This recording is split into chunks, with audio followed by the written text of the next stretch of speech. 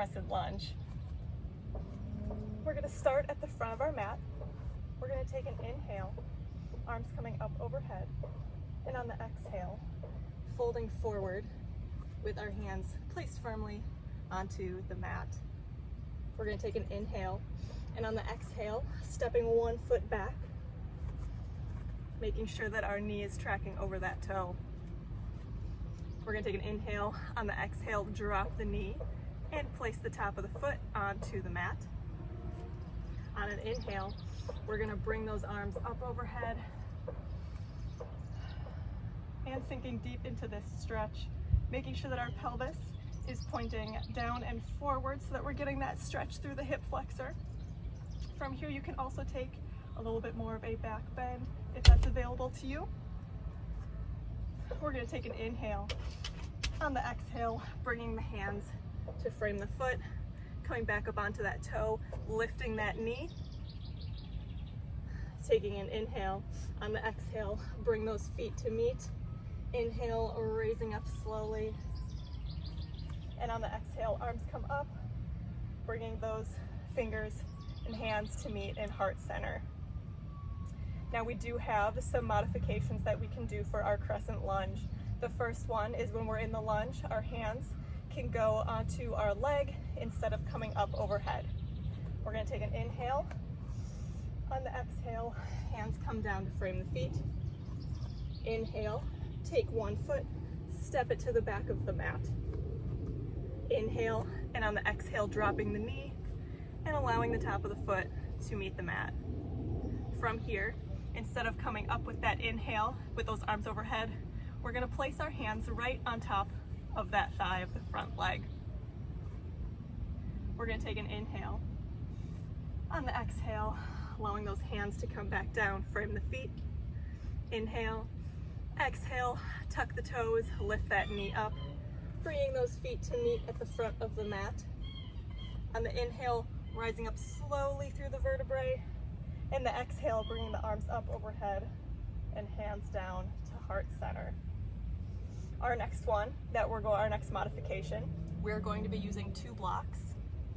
So we can place both of these blocks to the sides of our mat. We can adjust them when we get into position. So starting again at the front of our mat, taking an inhale. On the exhale, folding forward, hands come to the mat. Inhale. On the exhale, stepping the foot back. Inhale. And while we do that, what we can do is figure out which side of the blocks that we would like to use, whatever is going to fit our bodies. So I think that this side is good for me. You can also do up tall or on the shorter side.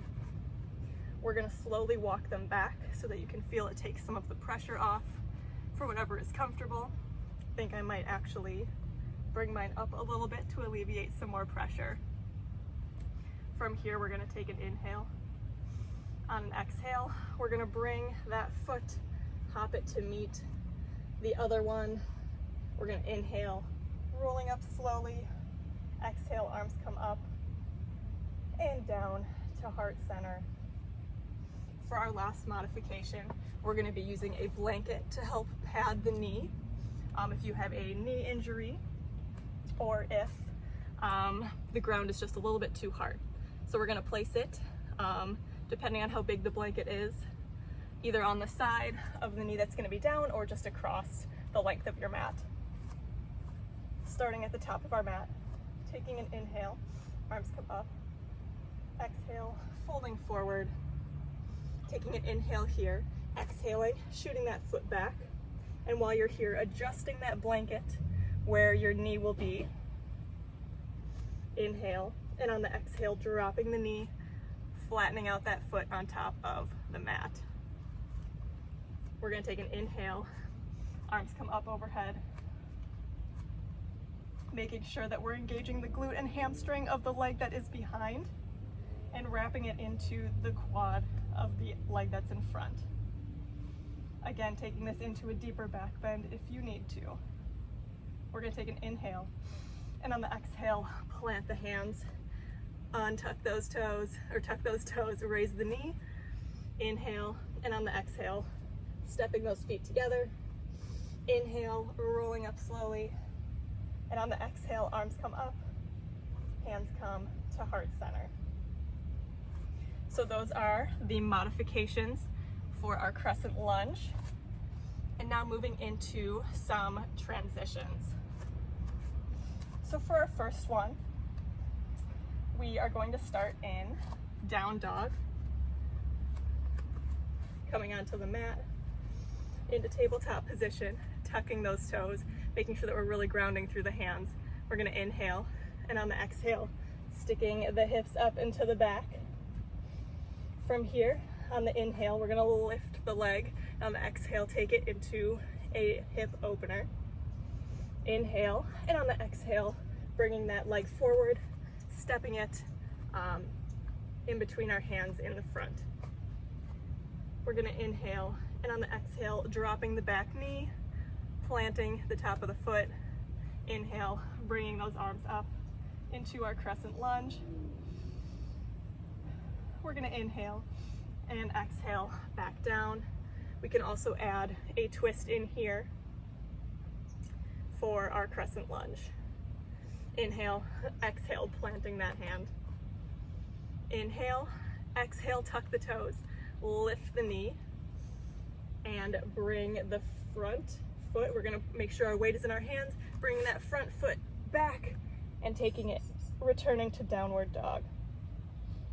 Inhale and exhale, coming back down to our tabletop position. All right. For our next pose, we are coming back into our downward dog. We're gonna inhale, tuck those toes. Inhale, exhale, sticking the hips up into the back.